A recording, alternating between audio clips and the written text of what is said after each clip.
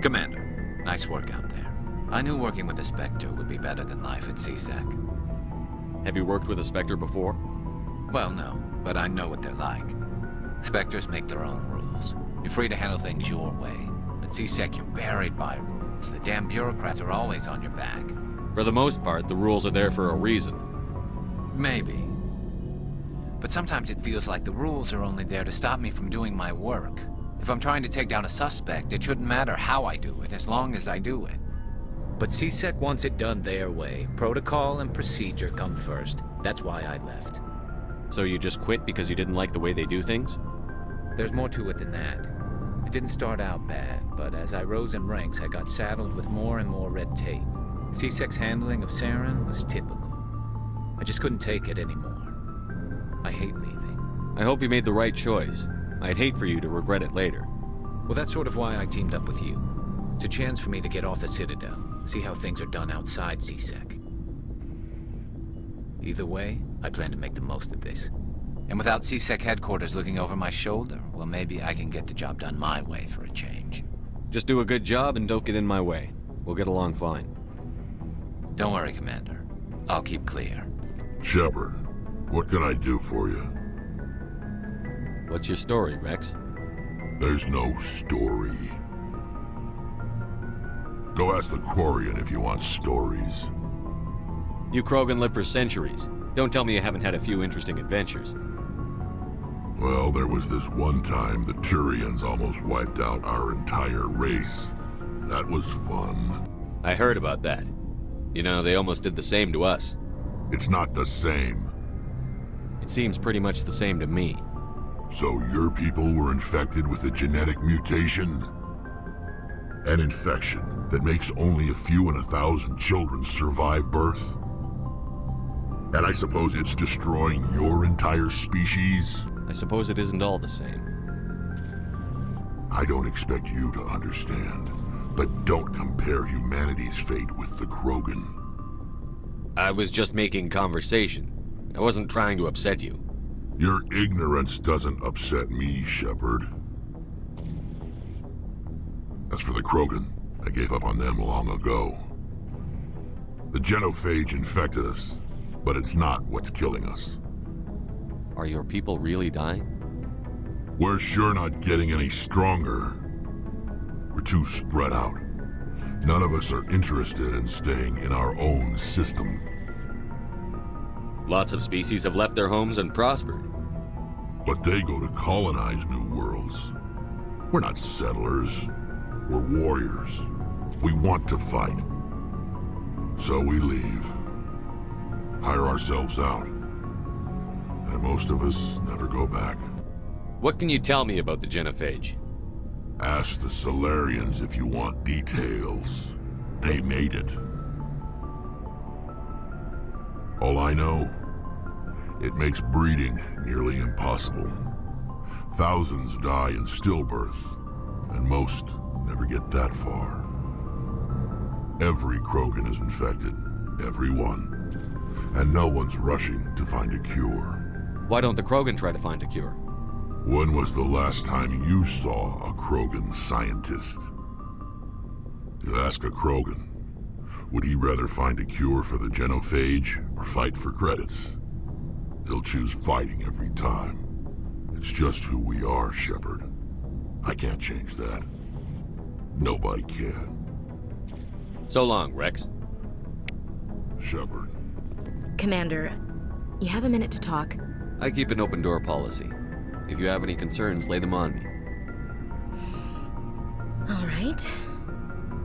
I know things are different aboard the Normandy, but I'm concerned about the aliens, Vicarian and Rex. With all due respect, Commander, should they have full access to the ship? They may not serve the Alliance, Chief, but they're allies. At least as far as Saren goes. This is the most advanced ship in the Alliance Navy. I don't think we should give them free rein to poke around the vital systems. Engines, sensors, weapons. You don't trust the Alliance's allies? I'm not sure I'd call the Council races allies. We, humanity, have to learn to rely on ourselves. Standing up for ourselves doesn't mean standing alone. I don't think we should turn down allies. I just think we shouldn't bet everything on them staying allies. As noble as the council members seem now, if their backs are against the wall, they'll abandon us. You've got a pessimistic view of the universe, Williams. A pessimist is what an optimist calls a realist. Look, if you're fighting a bear and the only way for you to survive is to sick your dog on it and run, you'll do it. As much as you love your dog, it isn't human. It's not racism, not really. Members of their species will always be more important to them than humans are. These seem like deeply held beliefs, Williams. What made you think this way? My family's defended the Alliance since it was founded. My father, grandfather, great-grandmother, they all picked up a rifle and swore the oath of service. I guess we just tend to think of Earth's interests as our own. It doesn't sound like you've worked with aliens before. No, sir. Mainly I've been groundside, part of the surface garrison forces. I did get a rotation on a space station for training. Every Marine a rifleman, every rifleman ZG certified. That's odd. Your record is spotless and your technical scores are exemplary. You should be serving with the fleet. Anyway, that's why I haven't served with many aliens, Commander. I never knew my family. Grew up an orphan on Earth. Anybody in your family I'd have heard of? Couldn't say, Commander. So why are you out here? Just trying to get away from Earth? No. The future of humanity is out here. There's so much we haven't seen yet. Yeah. I still remember my first field exercise on Titan. When we hit mud, the reality hit me. I'm the first person who ever stood here. Then my drill instructor kicked me in the ass. I went face first into the muck. He spent the next 5 minutes chewing me out for gold bricking. Don't tell me you had Gunny Ellison. He's the only one I know who uses that word to describe shirking duty. Oh, Lord. You went to the Macapag boot camp, too? Yeah. Gunny Ellison's still reaming out recruits down there. Kicking ass and using words like inveigle and pusillanimous. All right. I can see where your concerns are coming from, Williams. But this is a multilateral mission. You're going to have to work with aliens, like it or not. It won't be a problem, Commander. You say jump, I say how high. You tell me to kiss a Turian, I'll ask which cheek. I don't think kissing Turians will be necessary. You never know, Commander. What's your opinion on the last mission? Not sure I buy Dr. Tassoni's story about her and her mom not talking. They're family, right? Not everyone has a happy family life. No, I guess not. Too bad those ruins got destroyed. I mean, they lasted thousands of years. That's impressive. We'll talk later, Williams. Looking forward to it, sir. Hey, Commander, you know that Quarian, Tally? She's been spending all her time down here asking me about our engines. I'll tell her to leave you alone. What? No, she's amazing. I wish my guys were half as smart as she is. Give her a month on board and she'll know more about our engines than I do. She's got a real knack for technology, that one. I can see why you wanted her to come along. I figured she'd be a real asset to the team. You got an eye for Tally, Commander, but I'm guessing that's not why you came down here. Fill me in on the IES stealth systems. How does it work exactly? You can't hide a ship out in space. They emit too much heat and radiation, too easy for sensors to pick them up, unless you find a way to capture those emissions. So our stealth systems trap the energy we give off in storage sinks built into the ship itself, no emissions to give away our location. Eventually the sinks have to be vented. More than a few hours silent running and they overheat, cook us inside our own hull. There's no way for anyone to detect us?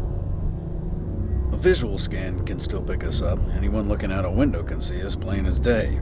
But you have to be pretty close to get an actual visual out in space. Most vessels rely on scanners. As long as the stealth systems are engaged, they can't see us. Not unless we accelerate to FTL speeds. Why doesn't it work with faster than light travel? Cranking up to FTL blue shifts our emissions, pushes them into frequencies too high to capture in the sinks. As soon as we make the jump, it's like setting off a flare. Sensors can pick up our location whenever we enter or exit FTL flight, but for short-range missions, our stealth systems are amazing, and we've got the only one. Where else have you served, Adams? If you name a class of Alliance ship, I've probably served on it. Everything from dreadnoughts and carriers right down to frigates like the Normandy. My last assignment was on the Tokyo, only a cruiser, but she was a good ship. Couldn't hold a candle to the Normandy, though. I want to know more about the Normandy. She's the best ship I've ever served on, probably the fastest vessel ever designed. And she's the only one using the new Tantalus drive core. What's so special about the Tantalus drive core? Proportionally, it's about twice the size of any other vessel. Not only are we faster, but we can run at FTL speeds longer before we have to discharge the core. Carry on, Adams.